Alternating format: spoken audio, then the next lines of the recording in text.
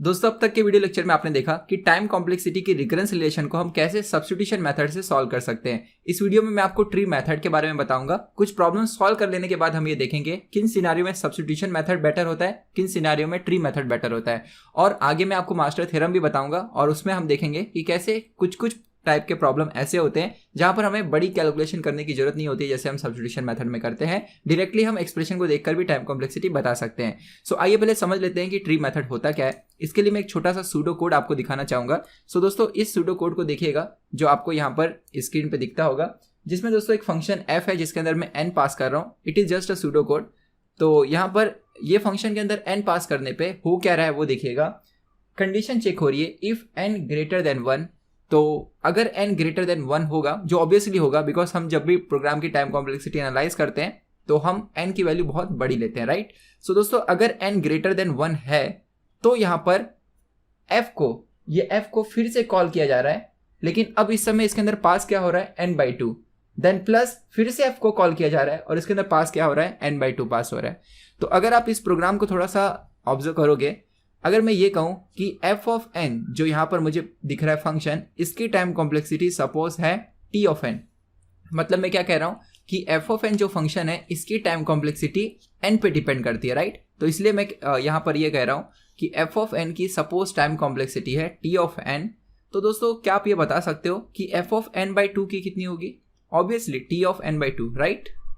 तो अगर f of n का t ऑफ n है तो अगर मैं n को n/2 से रिप्लेस कर दूं तो f ऑफ n/2 का कॉम्प्लेक्सिटी क्या होगा? t of n/2। लॉजिकल है। वैसे दोस्तों ये वाला जो सेगमेंट है नेक्स्ट, ये भी इसके इक्वल ही है, तो इसलिए नेक्स्ट वाले पार्ट की भी टाइम कॉम्प्लेक्सिटी कितनी होगी? t of n/2। दोस्तों ये जो कंडीशन चेक हो रहा है इफ n ग्रेटर देन 1, इसकी टाइम कॉम्प्लेक्सिटी कितनी होगी?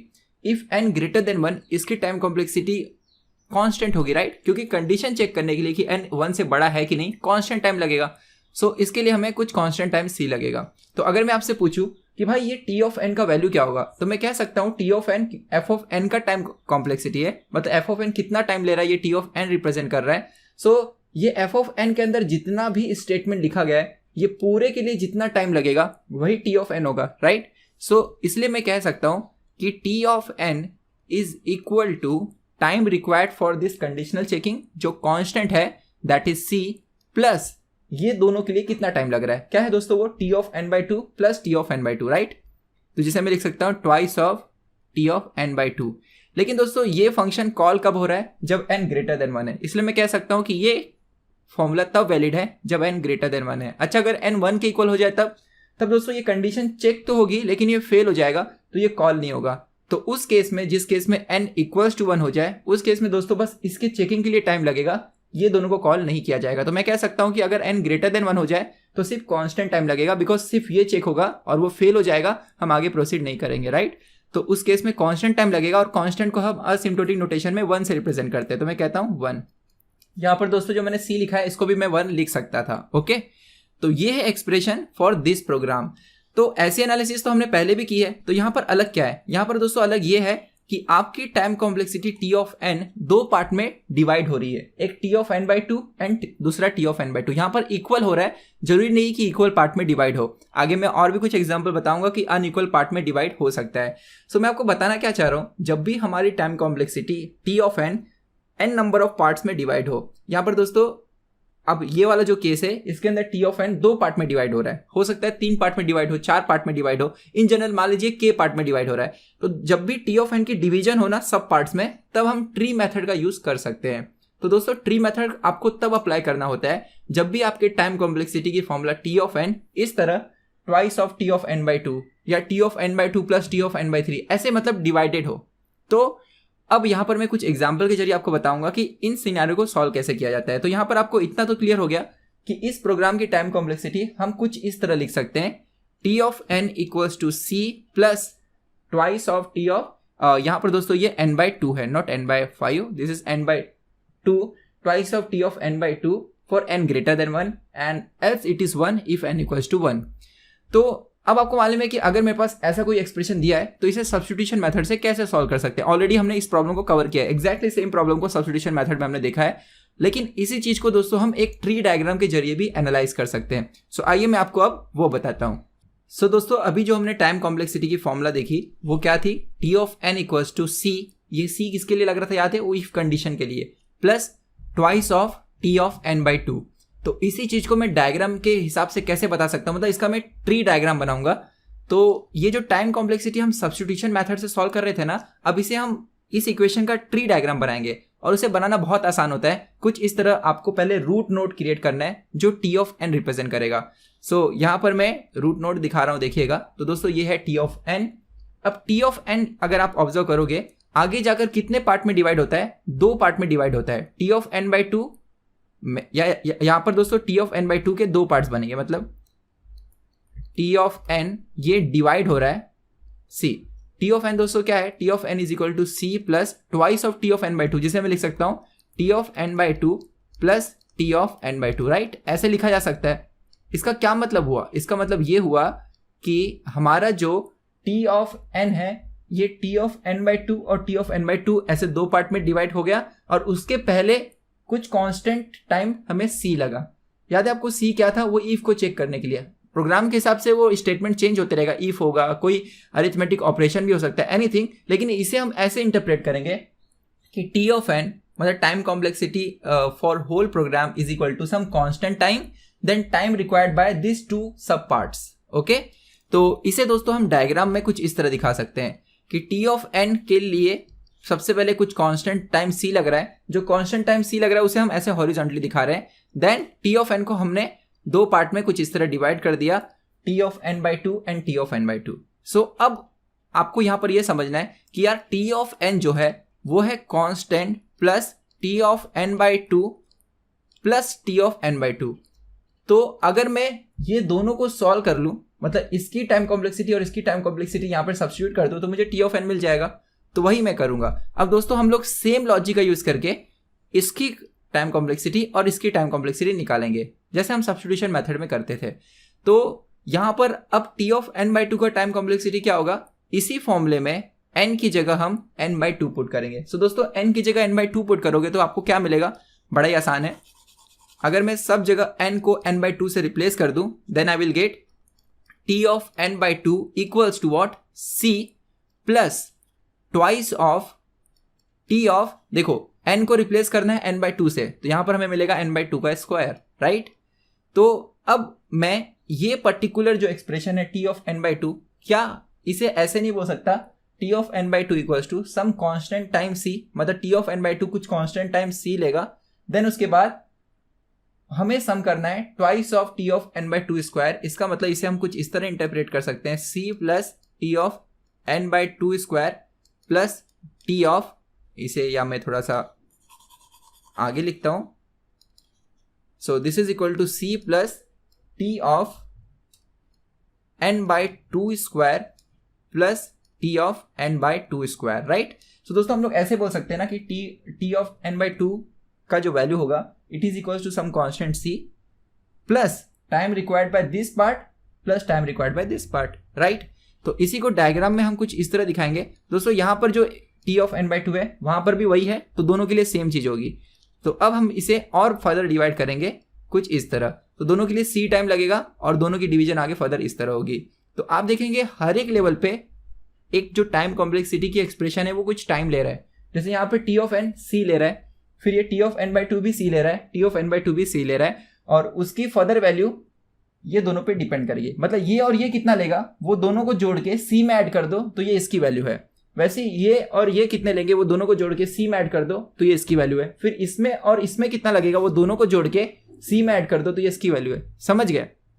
तो मुझे करना क्या है, अब यहाँ पर थोड़ा सा लॉजिकली सोचो कि हर एक लेवल पे ये सी जो भी टाइम लग रहा है इसे ऐड करते जाओ, मतलब हर एक लेवल पे इनकी वजह से जितना भी टाइम लग रहा है उसे ऐड करते जाओ, और जब मैं उसको सम कर दूंगा पूरा तो वही तो टोटल टाइम होगा, राइट। देखो एकदम आसान है, फिर से समझते हैं।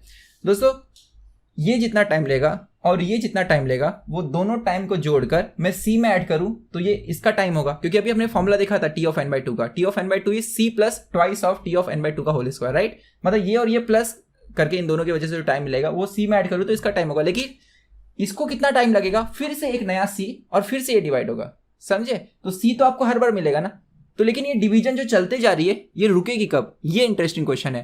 तो दोस्तों अगर यहाँ पर मैं इस लेवल को और डिवाइड करूं इसी फॉर्मूले का यूज करके, यहाँ पर हमें टी ऑफ एन की फॉर्मूले में एन की जगह n/2 अब पुट करना है, तो फर्दर डिवीजन कुछ इस तरह की होगी जो यहाँ पर मैं आपको दिखा रहा हूँ। हर एक फिर से सी टाइम लेगा और आगे की डिवीजन कुछ इस तरह हो जाएगी। लेकिन ये डिवीजन रुकेगा कब, इसे आप आसानी से बता सकते हैं। रुकने के लिए दोस्तों ऑलरेडी आपको कंडीशन दी गई है कि अगर n = 1 रहेगा तो, मतलब n = 1 मतलब यहाँ पर दोस्तों अगर आप 1 पुट करोगे तो t ऑफ 1 = 1, ये टर्मिनेटिंग कंडीशन है। यानी जब दोस्तों ये अंदर का दिखने वाला एक्सप्रेशन 1 हो जाएगा तब आपको डिवीजन रोक, यहाँ पर आगे फर्दर डिवीजन रोक देना है। इसे मैं एक एग्जांपल के जरिए आपको समझाता हूँ। अब मान लीजिए n का वैल्यू 8 होता था, सपोज n = 8। 8 को आप क्या लिख सकते हैं, 2⁻3, राइट। तो यहाँ पर आप देखेंगे 2⁻3 डिवाइड बाई 2⁻3 क्या होता है, 1 होता है, राइट। मतलब अब आपको एक्सप्रेशन मिल गया।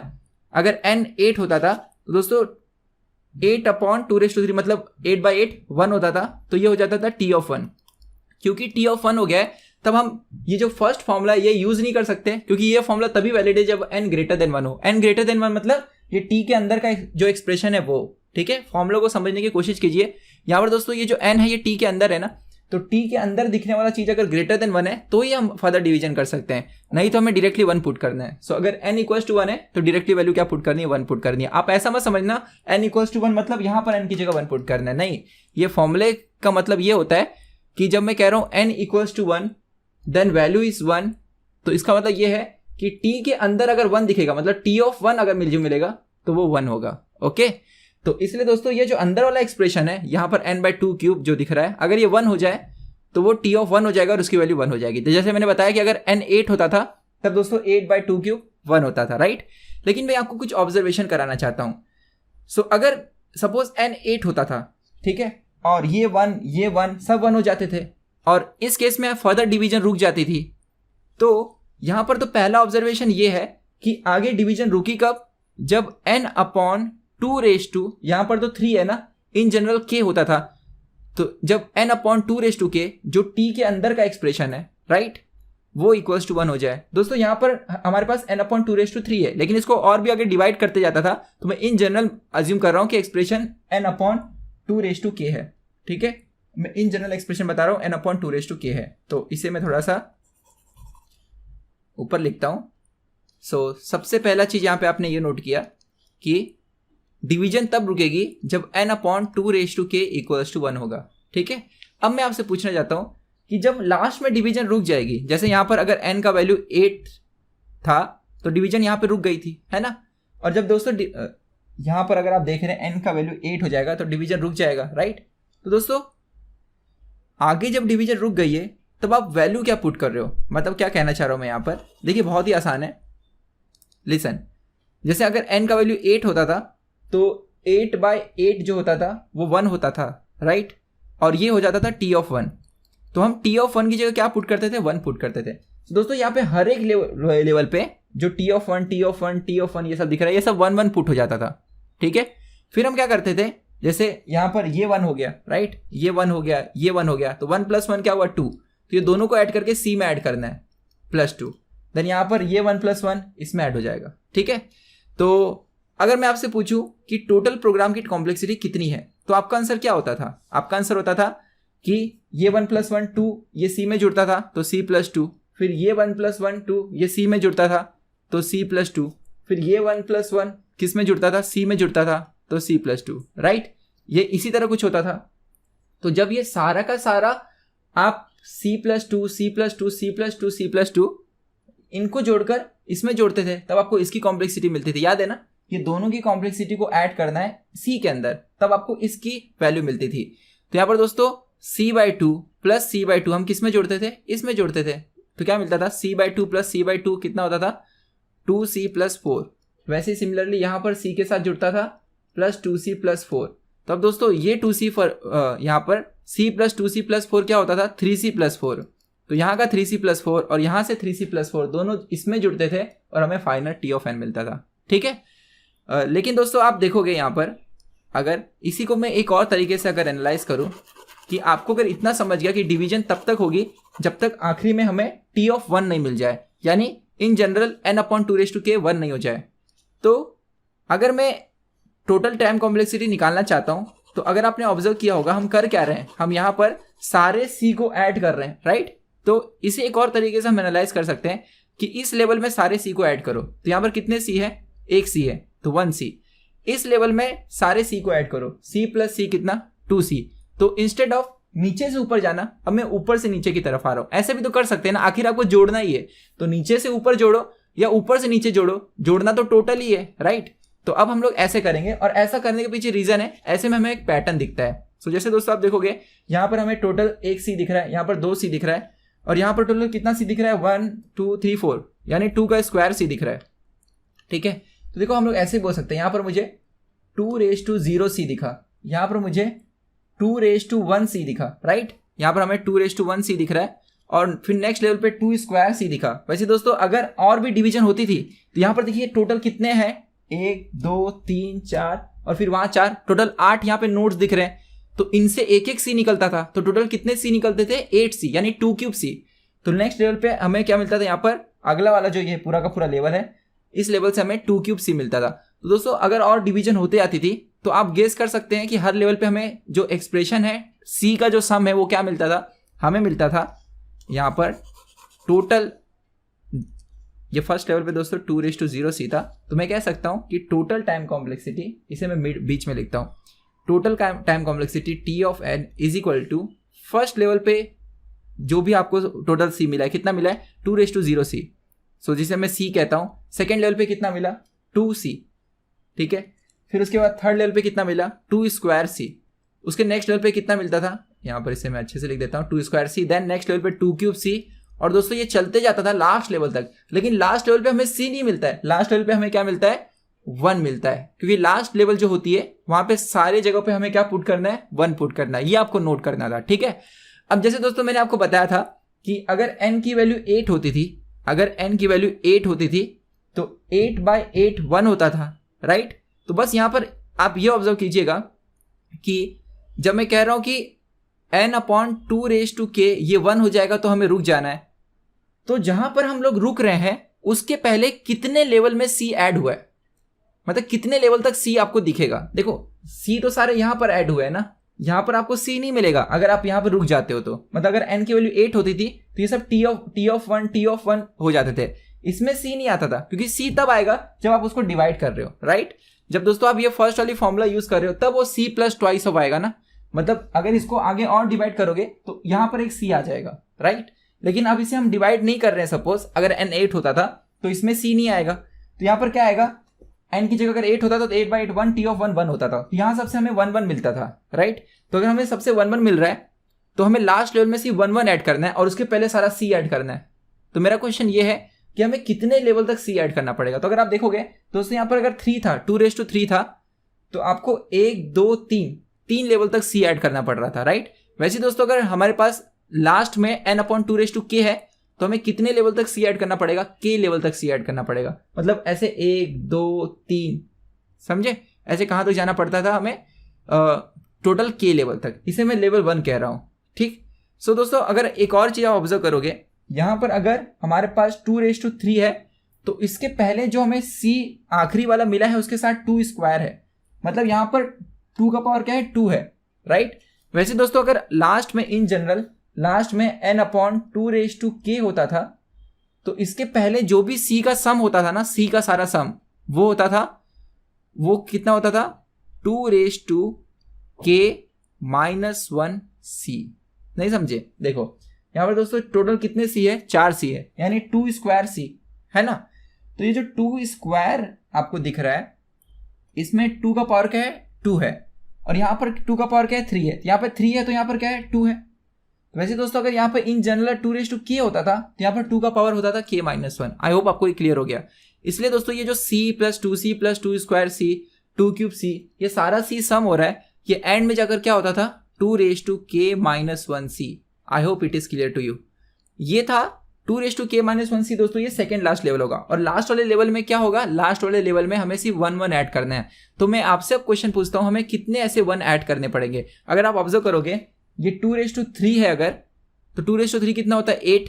तो यहाँ पे नोट्स कितने हैं, 8 है, देखो ये 4 और वो 4, तो अगर दोस्तों 2k है तो आखिरी लेवल पे नोट्स कितने होंगे, 2k नोट्स होंगे, राइट। और 2k नोट से हमें हर एक नोट से 1 ऐड करना है, तो इसलिए एंड में हमें कितने 1 ऐड करने होते थे, 2k। तो इसलिए टाइम कॉम्प्लेक्सिटी में यहाँ पर क्या ऐड हो जाएगा, 2k ऐड हो जाएगा। क्लियर, तो बड़ा ही आसान है ये। सो यहाँ पर दोस्तों c + 2c + 2 square c + 2 cube c up to 2k - 1c + 2k, ये हो गया पूरे टाइम कॉम्प्लेक्सिटी का एक्सप्रेशन। सो इस तरह दोस्तों हम ट्री मेथड से टाइम कॉम्प्लेक्सिटी निकाल सकते हैं। अब इसे सिंप्लीफाई कैसे करेंगे ये भी मैं आपको बता देता हूँ, देखिएगा। इसके बाद हम लोग इस एक्सप्रेशन को सिंप्लीफाई करते हैं। तो मुझे लगता है टी डायग्राम आपको क्लियर था। तो यहाँ पर दोस्तों t ऑफ n का जो फॉर्मूला हमें मिला, वो फॉर्मूला मिला पहले लेवल में c, देन उसके बाद 2c, देन उसके बाद 2 square c, right, then 2 cube c, और ये चलते चलते 2k - 1c, एंड देन आखिरी वाला जो लेवल होगा उसमें से 1 ऐड होगा। कितने 1 ऐड होंगे, 2k। So this is equal to, अब यहां पर आप देखेंगे सबसे अगर हम लोग c कॉमन निकाल लें तो ब्रैकेट में हमें मिलेगा 1 + 2 + 2 स्क्वायर + 2 क्यूब, और ये चलते चलते 2k - 1, ये एक्चुअली में gp है, then + 2k। So this is equal to c, and after that दोस्तों ये अगर gp है, sum of n term in gp का अगर आप फॉर्मूला लगाओगे तो फर्स्ट टर्म यहाँ पर 1 है, ठीक है। तो आपको मालूम है फॉर्मूला क्या होता है, sum of n term in gp का, Sn equals to first term into r⁻n -1 upon r-1। बड़ा ही आसान है, देखो यहाँ पर आपको बस कैलकुलेशन शांत दिमाग से करना है। तो ये पूरा का पूरा अगर आप सीरीज ऑब्जर्व करोगे तो ये जीपी है और 2 टर्म का रेशियो जो है वो 2 है, मतलब नेक्स्ट टर्म को प्रीवियस टर्म से डिवाइड करो तो 2 मिलता है। तो हमें यहाँ पर मिलेगा 2 टोटल टर्म्स कितने हैं, टोटल टर्म्स दोस्तों k है। कैसे, पहला टर्म एक्चुअली 1 है ना, उसको मैं लिख सकता हूँ 2 सो 2 से लेकर 2k - 1, यानी पावर जो है 0 से लेकर k - 1 तक कंटिन्यूस जा रहा है, तो टोटल टर्म k होंगे, राइट। जैसे 0 से 5 कितने टर्म हुए, 6। तो अगर आप 0 से कोई चीज काउंट कर रहे हो तो एक हमेशा इंक्रीज होकर मिलता है। जैसे 0 से 5 टोटल कितना हुआ, 6 टर्म हुए। तो दोस्तों 0 से लेकर k - 1 तक कितने टर्म हुए, k टर्म हुए। तो यहाँ पर टोटल टर्म है k, तो 2k देन -1। मैं यहाँ पर ये फॉर्मूला अप्लाई कर रहा हूँ, r⁻n - 1, where n is total number of terms, r क्या है, common ratio, then divided by common ratio 2 - 1 plus 2k। So this is equal to c 2k - 1, 2 - 1 तो 1 ही होता है, देन प्लस 2k। अभी भी दोस्तों हमने देखा कि हमारे लूप जो हमारा ट्री का डिवीजन था वो कब रुक जा रहा था, जब हमारे पास n/2k ये जो है ये 1 हो जा रहा था, यानी n इक्वल्स टू 2k हो जा रहा था, राइट। इसलिए यहाँ पर 2k की जगह मैं क्या पुट कर सकता हूँ, n पुट कर सकता हूँ। तो we have c of n - 1 plus n। तो आप देख सकते हैं यहाँ पर cn और n अगर हम लोग साथ में लें, n कॉमन ले लें, तो c + 1 - c, तो जस्ट वेट, यहाँ पर c माइनस, देखो cn और n मैं साथ में ले रहा हूँ, n कॉमन ले लूँ तो n of c + 1 then -c ऐसे मिलेगा, राइट। तो हाईएस्ट टर्म क्या है दोस्तों n के टर्म में, यहाँ पर n है, तो this is equal to order of n। Hence time complexity for given program या जो भी रिकरेंस रिलेशन दिया था वो है ऑर्डर ऑफ n। तो इस तरह दोस्तों हम ट्री मेथड से आसानी से कोई भी प्रॉब्लम सॉल्व कर सकते हैं। तो दोस्तों मिलते हैं नेक्स्ट वीडियो में, जिसमें मैं ऐसे कुछ और एग्जांपल आपको बताऊंगा, और फिर आपको धीरे धीरे अपने आप पता चलने लगेगा कि ट्री मेथड से कैसे हमें कोई भी प्रॉब्लम को अप्रोच करना चाहिए। फिर हम एंड में डिस्कस करेंगे कब ट्री मेथड अप्लाई करना है, कब अप्लाई नहीं करना है। बहुत बहुत धन्यवाद।